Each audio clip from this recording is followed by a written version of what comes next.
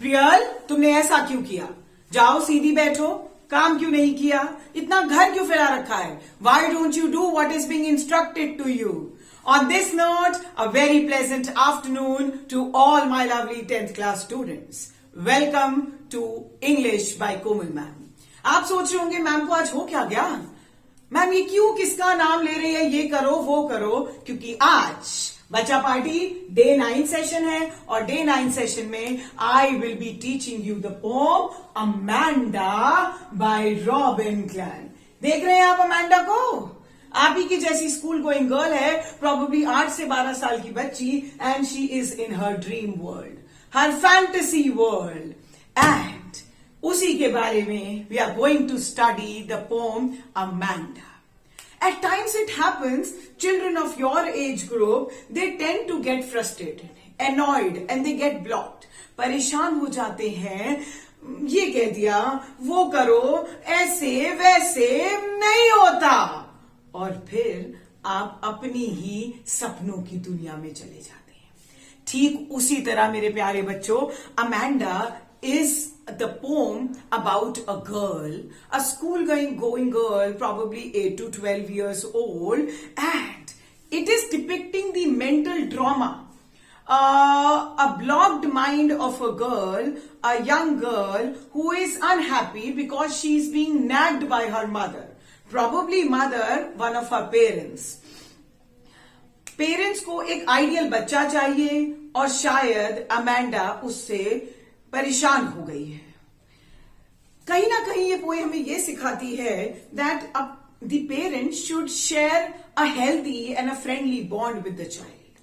They should understand the psychology of a growing mind, that what exactly is the child asking for. But on the other hand, even the child should understand and value the advice of the parents.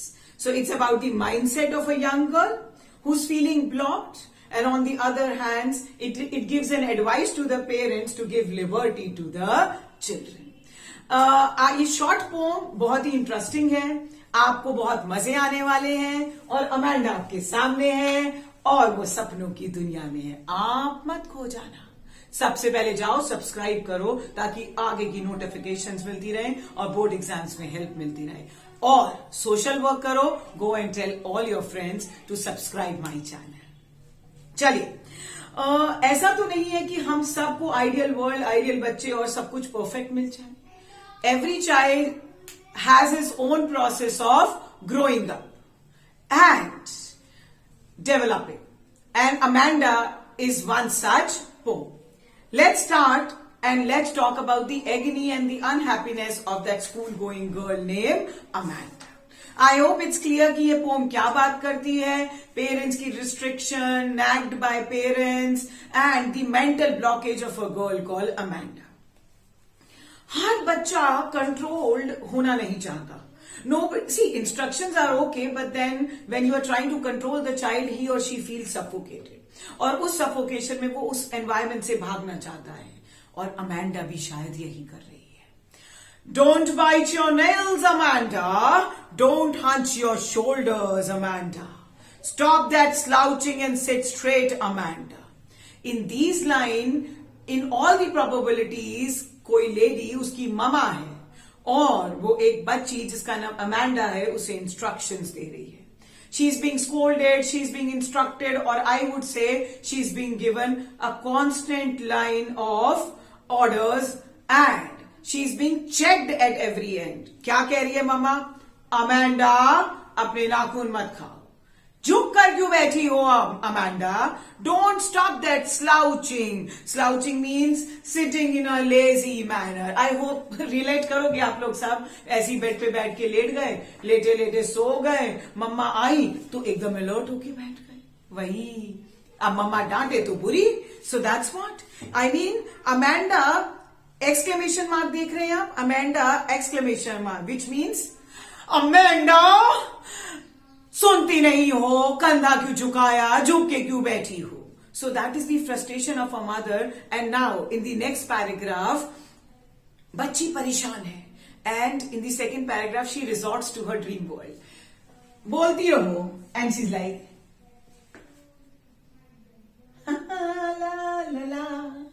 सुनहरा सफर और ये मौसम रंगीन. And what does she do? There is a languid emerald sea, where the sole inhabitant is me, a mermaid drifting blissfully. पहली तो बहुत important line जो board exam में क्वेश्चन आ चुका है, that why are these lines in bracket? These lines are specifically in bracket because these are the thoughts of that young girl, and she doesn't want to express her openly. क्यों बताए? शायद कोई सुनने वाला नहीं है, शायद कोई सुनेगा नहीं. So Amanda is lost in her own world. क्या सोच रही है? एक लैंग्वेज मीन्स काम, emerald means green. So she is what she is thinking. उसकी मम्मा इंस्ट्रक्शन बोल रही है, दे रही है ऐसे, and she is in her own world. Mamma की instruction she is not listening. And what does she thinking about? एक शांत सा ग्रीन सी है और उस समुद्र, उस सी में वो अकेली रहने वाली मर्मेड है. अब मर्मेड तो बताने की जरूरत नहीं है ना. नहीं मैम, वो बताने की जरूरत नहीं है. एक इमेजिनरी सी creature. So she is imagining she is a mermaid and she is drifting blissfully. वो लाइफ उसके लिए एक ब्लेसिंग है. She imagines that she is moving in the soft waves of the sea. फिर बता दू, ब्रैकेटेड है, मतलब these thoughts are restricted to herself and she doesn't want anybody to hear it और she doesn't want to share it.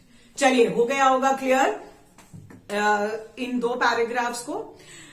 Did you finish your homework Amanda? Did you tidy your room Amanda? Again she comes back into the real world and she finds her mother again checking her. Actually, her mother wants her to be a perfect child. मम्मा चाहती है बच्चा एक discipline बच्चा बन जाए, perfect बने, ये ना करे, वो ना करे, ऐसा बने, वैसा बने, एकदम स्टैंडर्ड. सो वो क्या कहती है? अपने बच्चे से पूछ रही है, तुमने अपना होमवर्क फिनिश किया अमांडा? हाँ. क्या तुमने अपना रूम साफ किया? तुम्हें पहले इंस्ट्रक्शन दिया था. इसका मतलब मम्मा खुद बहुत डिसिप्लिन लेडी है. एक बच्चा और एक लेडी में फर्क तो है.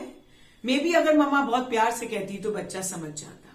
अमांडा इज ऑल्सो रिमाइंडेड कि तुम्हें कहा था, क्या कहा था? I thought I told you to clean your shoes Amanda.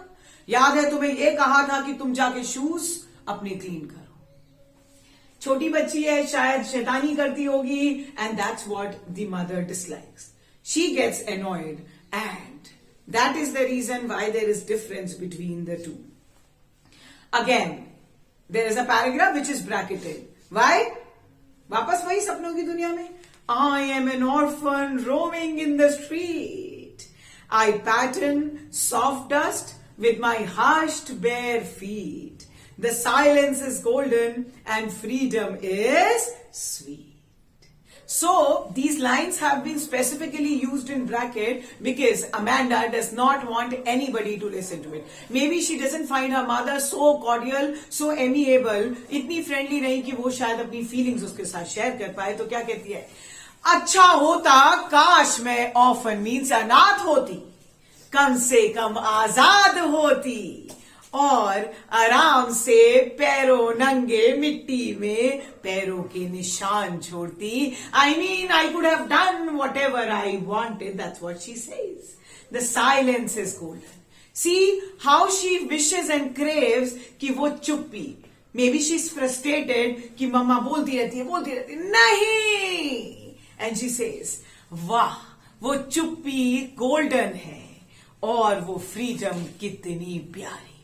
Again, she had escaped for a few moments. Again, she comes to reality. And she listens to her mother's instruction. She's prohibiting. Don't eat that chocolate, Amanda. Remember your acne, Amanda. Mama बहुत sternly उसे कह रही हैं, chocolate क्यों खा रही हो तुम? याद है तुम्हें इससे पिंपल्स हो जाते हैं? Don't eat that. Will you please look at me when I'm speaking, Amanda? Again. Amanda is repetition. बार बार उसे याद दिला रही है. Where are you looking? She wants the child to be attentive, disciplined, and as and when she's commanding. So what does she say? Look straight into my eyes Amanda. इधर उधर क्यों देख रही हो Amanda? I hope these 5 stanzas are crystal clear to all my lovely ones. Now the bracketed lines. What does she again? She again escapes to her dream world. She again goes to that world and she says, I am Rapunzel, I have not a care. Like in a tower, life in a tower is tranquil and rare. I will certainly never let down my bright hair. See, Rapunzel is a young girl from a German fairy tale. She was taken away, she was snatched from her parents, and she was actually kept in a tower. And this witch used to take help of her long hair, जिससे वो ऊपर आती थी. So she says, Rapunzel ऐसा करती थी, मगर मैं किसी के लिए भी अपनी इस लिबर्टी को खोने वाली नहीं हूं. I wish I don't have anybody near me. I will certainly not let my bright hair down. मैं किसी के लिए भी अपने ब्राइट हेयर को नीचे नहीं करूंगी. What does this mean? She says, वो इतनी troubled है, इतनी एंशियस है, और वो कहती है कि वो उस कैप्टिविटी में, उस बंधक जिंदगी में भी खुश है. And she does not want anybody's intrusion. वो किसी की भी एंट्री उसमें नहीं चाहती है. वो उस इंटरफेरेंस से ही तो परेशान है. लास्ट स्टैंजा देखते हैं क्या कहता है. In the last stanza, she says, stop that sulking at once, Amanda. You're always so moody, Amanda. वो ये चाहती है कि उसकी बच्ची अपसेट ना हो, बट वो सल्क नहीं कर रही है. She is lost in her own world, she has escaped. But Amanda की ममा चाहती है that she should not be regarded as a nagged mother. तो बार बार अपनी ममा को, अपनी बेटी को इंस्ट्रक्ट कर रही है और कह रही है कि please don't act like this, don't be irritated, don't be upset, वरना लोग क्वेश्चन करेंगे उसकी ममा पर. And anyone would think I nagged at you, Amanda, means she does not want to be tagged as a nagged mother or a rude mother. With this, we come to an end of our poem, Amanda. I hope you've understood it. चलिए जल्दी से literary devices कर लेते हैं. सबसे पहला literary device क्या है? रेपिटेशन. आप देख सकते हैं word Amanda, Amanda, Amanda, it is repeated time and again. Next let's talk about metaphor, जहां पर बिना एज लाइक दैट की तुलना होती है. दैट इज, आप देखेंगे silence is golden, freedom is sweet. These are the metaphors. Allusions जो इनडायरेक्ट रेफरेंस ले जाते हैं, किसी लिटरेचर से लिए जाते हो या रिलीजन से, दीज आर कॉल्ड एल्यूजन्स. जितने भी ब्रैकेटेड में मर्मेड है, ऑफन है, रपुंजल है, these are all allusions. Repetitions हो गई, एल्यूजन्स हो गए, मेटाफर हो गया, एंड लास्ट बचा एनाफोरा. एनाफोरा मीन्स जब वर्ड्स या लाइन्स, कोई भी वर्ड्स या group of words next lines में रिपीट होते हैं. You can see don't bite, don't hunt, so don't and don't. Did you finish, did you tidy, that did ended. With this मैंने आपको जल्दी से लिटरेरी डिवाइसेस भी सिखा दी. वीडियो देखिए, इंफॉर्मेशन गैदर कीजिए. जल्द ही मिलेंगे बोर्ड एग्जाम से पहले सारे इंपॉर्टेंट क्वेश्चंस करने के लिए. सब्सक्राइब करिए और प्लीज औरों को भी बताइए. Thank you so much. God bless you all. Take care.